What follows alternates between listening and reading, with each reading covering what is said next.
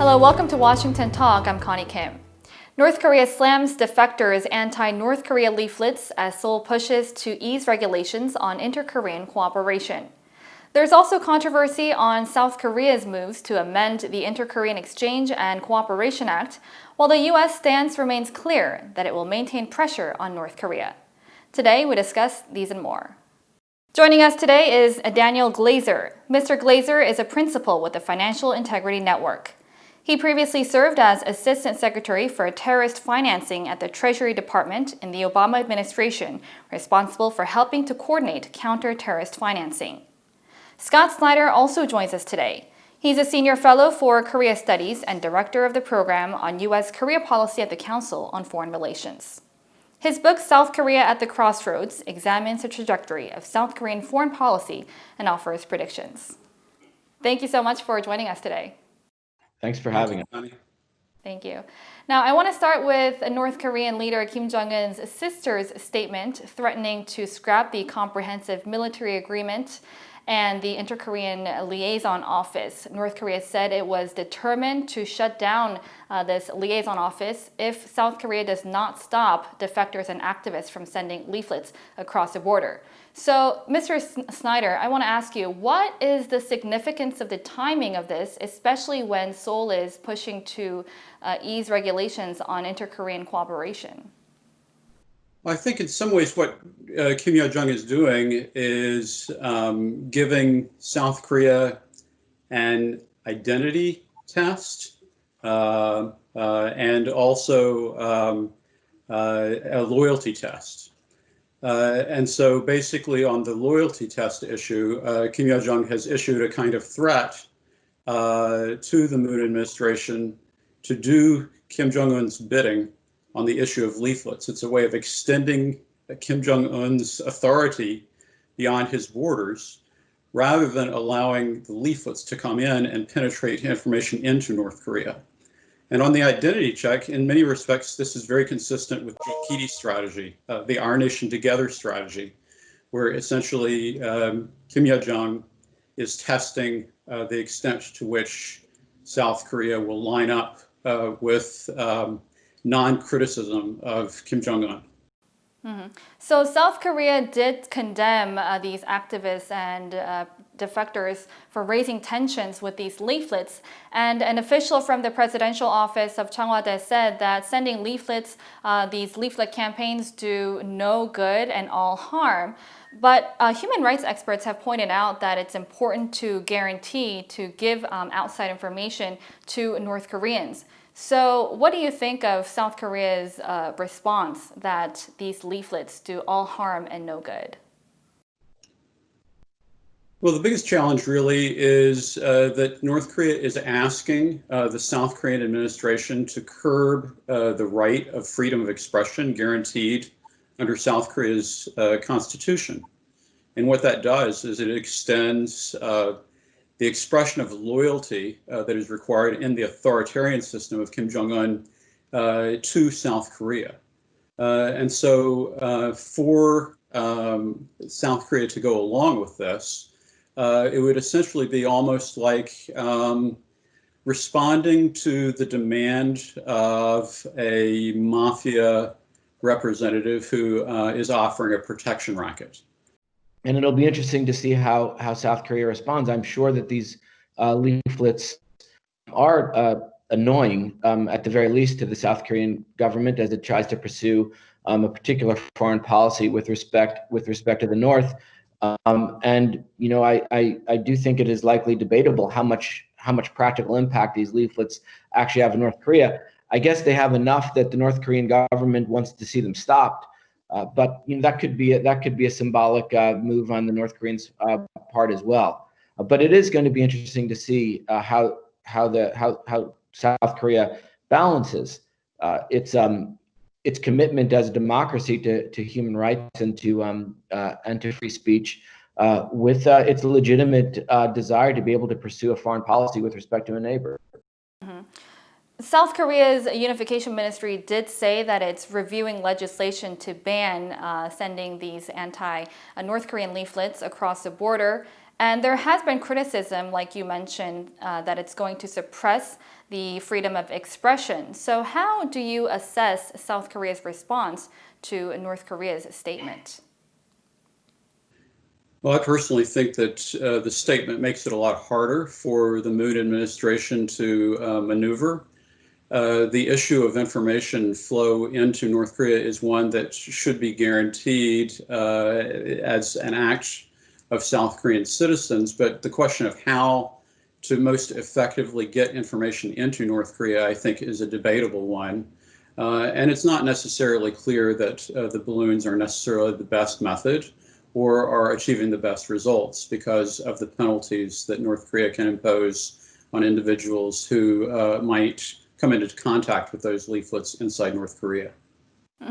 So North Korea's criticism to these leaflets came as South Korea is trying to amend the Inter-Korean Exchange and Cooperation Act.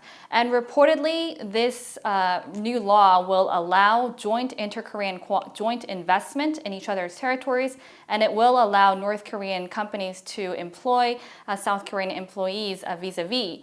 And if this is true, this will clearly go against the UN sanctions. So specifically, what kind of concerns do you have about this law, Mr. Glaser?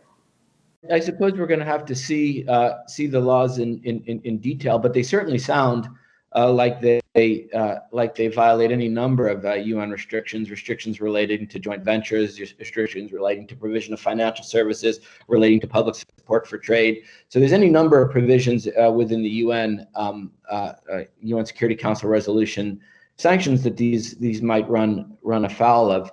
Beyond that, they almost certainly would put any South Korean or any other financial institution that was involved in these types of transactions being targeted by the U.S. unilaterally, because the U.S. has very broad restrictions on any financial institution anywhere in the world engaging in significant transactions involving trade with North Korea.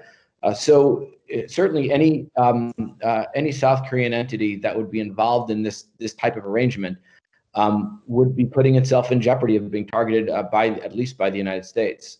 So, Mr. Snyder, what are your concerns about these provisions in the amended act?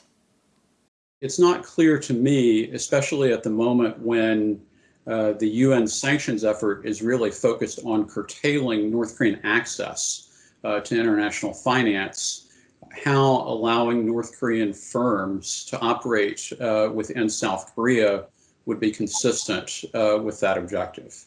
And so that, I think, is the area that is going to get the most pushback.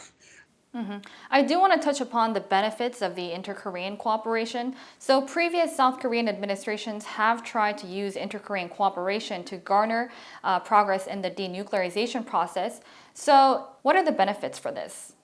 I think it's important to keep in mind that there's long been this sense that enhanced economic ties tends to moderate problematic totalitarian regimes. But when you look across history, the evidence doesn't necessarily bear that out. The economic ties, to the extent that they've existed, and economic incentives with respect to North Korea haven't been particularly effective in persuading North Korea. Now, I'll admit many sanctions haven't been particularly effective either. But I think it's important to keep in mind as we think about increased economic ties with North Korea, that the whole notion that economic exchange and economic activity is a moderating influence isn't necessarily the fact. And I think what the Moon administration wants to do is to use inter-Korean cooperation as a kind of crankshaft to drive the axle that would be connecting inter-Korean cooperation and the U.S.-North Korea relationship and denuclearization negotiations. But we have to understand that so far the North Korean objective appears to be to break that axle rather than allow the axle to move forward. And so as a result, it's not likely, there's really not evidence to support the idea that inter-Korean economic cooperation is going to generate forward progress on denuclearization. So as South Korea is trying to ease regulations for inter-Korean cooperation, the U.S. is very insistent on implementing sanctions and abiding by its law. And the latest measure we've seen was the DOJ's unsealed indictment of charging dozens of North Koreans and Chinese for laundering money for North Korea's illicit nuclear weapons program. So what can you infer about the U.S. stance on North Korea, Mr. Glaser? The U.S. stance on North Korea has been fairly consistent from a sanctions perspective for many years, and I think that you see you could see the current DOJ actions in the context of a very long and sustained effort to financially and economically isolate North Korea from the international financial system. The U.S. has been quite clear that this is its goal. It's been quite clear about that since the Bush administration, quite frankly. Certainly, you see periods of more intense activity and periods of less intense activity, but it's been a fairly steady policy across administrations and across time. This is the latest example of that.